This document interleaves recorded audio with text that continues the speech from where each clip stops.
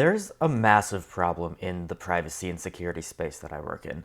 Websites, social media accounts, and other platforms are constantly popping out of nowhere, telling you to buy the greatest service ever in order to solve all of your privacy and security problems, whatever they may be. These websites often employ marketing teams to make sure that their reviews are what you see first when you begin your research into this space in the first place. Some of them are even operated by VPN providers themselves, operating under anonymous business entities to hide their bias or doing it right out in the open, hoping that you'll mistake their advertising-filled press releases and blogs as insider knowledge of the VPN space. When a seemingly unbiased review on a website is merely a paid advertisement in disguise, that website is really breaking the reader's trust. From a consumer point of view, affiliate marketing and other paid promotional techniques that these sites use make it near impossible to know when a review is genuine or not. This isn't going to be like a super lengthy video on advertising being bad in general. Far from it. In fact, many of the VPN providers that I've reviewed for privacy guides, for example, engage in responsible advertising across various platforms. But the key when it comes to advertising is transparency. Their advertisements should look like advertisements and nothing else. I wanted to just make this video, take the time here, and identify some of the bad sites and resources that use all of these techniques to profit off of a community that's just looking for reliable answers. A lot of websites and creators like this are going to claim that they're acting in your best interest, but in reality, they're just here to make as much money as they can from you. One common thing that I'll see from sites like this is like a ranked list of providers that are ostensibly the best ones to choose from. These sites have supposedly done all the work for you, so you can just click and go, assured that you're making the right choices when it comes to like choosing the best VPN, for example. But here's the problem with ranking VPN providers. Let's face it, when it comes down to it, VPN providers are all pretty much offering the exact same service, and they're either going to protect your information or they're not going to. Ranking providers like this only serves as an easy way to guide users to a certain choice, but in this case, the choice that they want to guide you to is what will make them the most money from either their sponsors or their affiliate programs. Let's take a look at one of these review sites, for example, which is going to go unnamed in this video, but on the homepage, they prominently list 10 providers as the best VPN services in this order: NordVPN, Surfshark, ExpressVPN, Perfect Privacy, IPVanish, Mulvad, CyberGhost, TrustZone, IBVPN, and Private Internet Access. To this particular site's credit, they also helpfully included an advertising disclosure in their footer. And on this pretty well hidden away page, they note that they participate in affiliate programs from 8 different providers as follows: NordVPN, Surfshark, ExpressVPN, Perfect Privacy, IPVanish, CyberGhost, TrustZone, and Private Internet Access. Does that list sound familiar to you? Even though 73 different VPN providers were reviewed by this site and have articles about them and are on this list, all 8 of the VPN providers that are paying this review site happen to make this site's top 10 recommendations. In fact, you'd have to scroll down to Mulvad at number 6 before you found a provider that wouldn't pay them, which is practically buried when it comes to lists like this. Furthermore, that list includes NordVPN, which is a company notable for not disclosing security breaches in a timely fashion, and ExpressVPN, a provider that's notable for using weak encryption keys to protect their users. By any objective standard, these providers really don't deserve to be included in a top 10 recommendations list for securing anybody's information. This review site in particular claims to have a set criteria for their recommendations, but this just demonstrates that any criteria can be adjusted to fit any goal that you might have. If these sites really wanted to be helpful, they would probably consolidate all of the relevant information and present it to their users without making the choice for them. A VPN provider is going to be better or worse for every user depending on their particular situation, and encouraging making an informed choice between options that are presented equally is far more beneficial to the people who are reading these articles than putting one over the other in a largely arbitrary fashion. That isn't to say they should just throw all the VPN providers in a big table and call it a day either. Almost worse than this ranking scheme above is when sites provide out-of-context lists of providers, often with just the pricing and a link. Sometimes they'll link you to a full review, more on that in a second, but for the most part, these sites just expect you to follow their recommendations blindly. And once again, we see the usual suspects on sites like this, NordVPN, ExpressVPN, paraded as the gold standard in the VPN space, not out of any inherent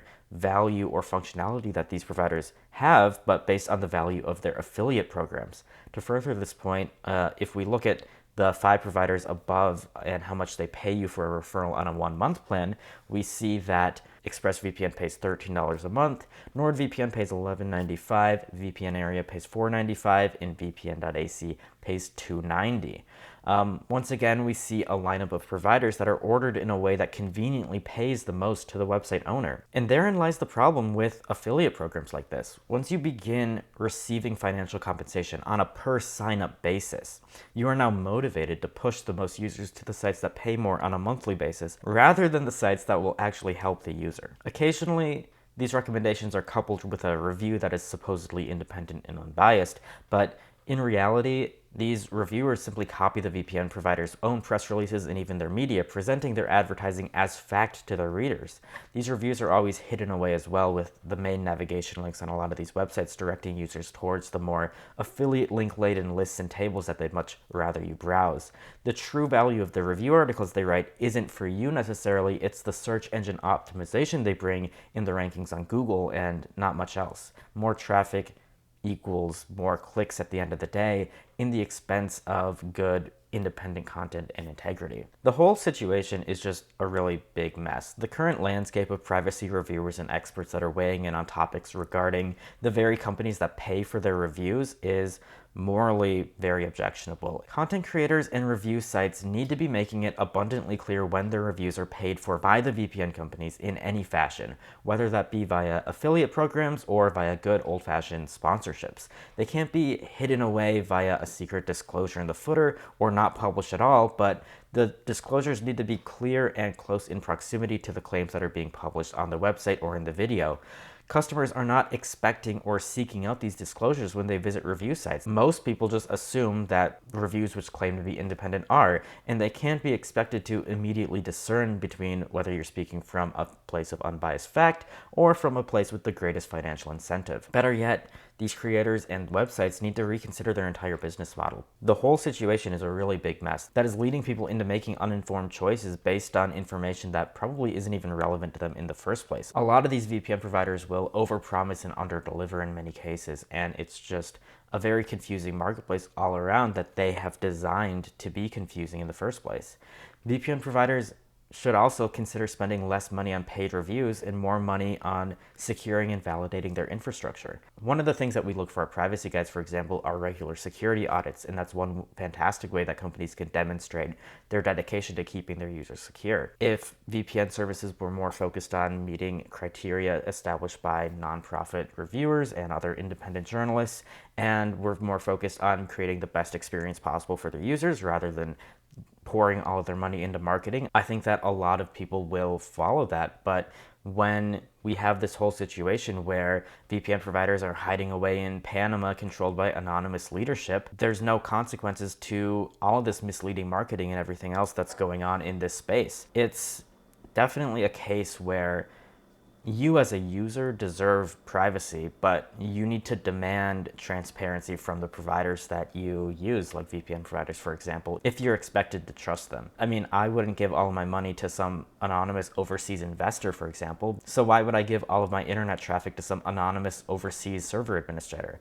A lot of it doesn't make sense, especially if you look at NordVPN, one of the most popular VPN providers, for example, where really we know nothing about them or their company or how they work at all. All of this is just stuff that you have to keep in mind when you're looking at reviews, but in reality, to me, it's indicative of a much larger problem with the written web overall, especially, but possibly an issue with video content like on YouTube as well. We're getting into a situation where the content that you find online is just not reliable anymore.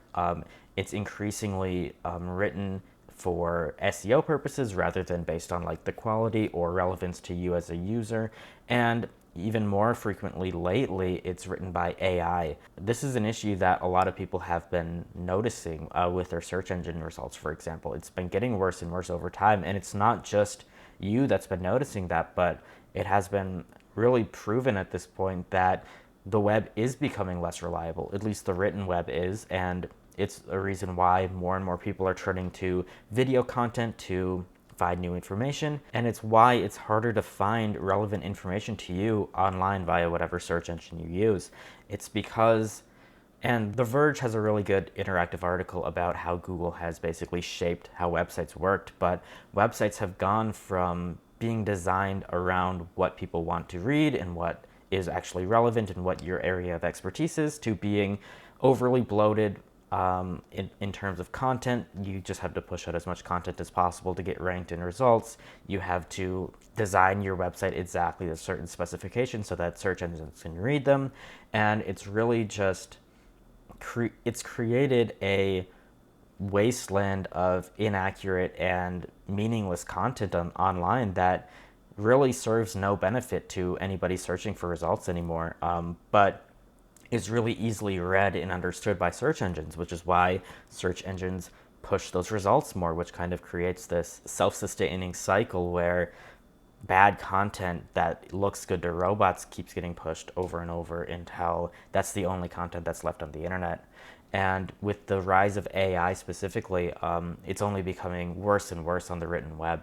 404 Media has a really good article about why they are transitioning away from public access articles to locking their articles behind an email subscription, for example. And it's because these AI tools will take their articles, repost them slightly differently on different websites to avoid duplicate content issues, and basically steal all of their traffic and work, which is something that malicious website operators and SEO experts have been doing for a little while now to really boost all of their traffic at the expense of independent individual written reporting. And this is also the kind of thing that within the next few years I could definitely see coming to video as well. There's already like plenty of examples of AI generated video out there. I know of some YouTubers who get these AI channels that like respond to all of the videos that they make, for example, in the hopes of like gaining some of their audience, that kind of thing, either like complaint videos about everything or just like basically reposting all of their content with a slightly different thumbnail and title to try and capture some of their audience. And all of that like AI written, AI voiceover videos is becoming more and more prevalent, and we could start to see content on YouTube kind of fall into this same pattern where it's so much easier for these people to take existing content, rewrite it into something slightly different and new, and regardless of its reliability, pass it off as new content that's going to attract new users. But that's really only something that can work in the short term. In the long term, I definitely can imagine that people's trust in video platforms like this is going to be eroded over time. People are not going to be able to find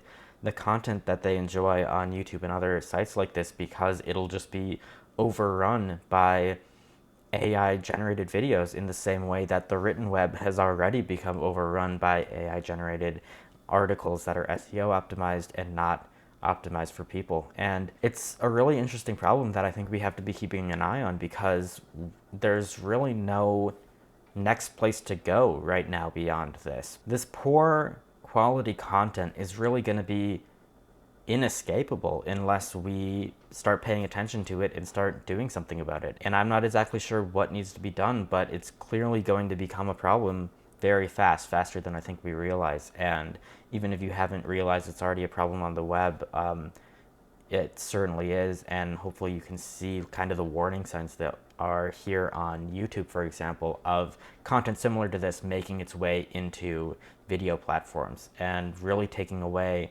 one of the last places where you can go and reliably get content that is created by an actual person who has actually researched this stuff and put that content together, rather than SEO optimized generated content. What exactly the solution to this is, I'm really not sure at the moment. It's a pretty crazy situation overall. When it comes to all this spam content and advertising ridden content that is sometimes disclosed and sometimes isn't, it's all just, in my eyes, a really big mess at the moment, and it's becoming harder and harder to find reliable information in the space that's left. All of that is just stuff that I wanted to talk about for a bit. It's really frustrating to me, and I would love to know what you all think about all this stuff, where you all get your information from, that kind of thing, if you still read articles on the web, if you still mostly search for forums like Reddit, for example, to find your information, or if you are now getting all of your information from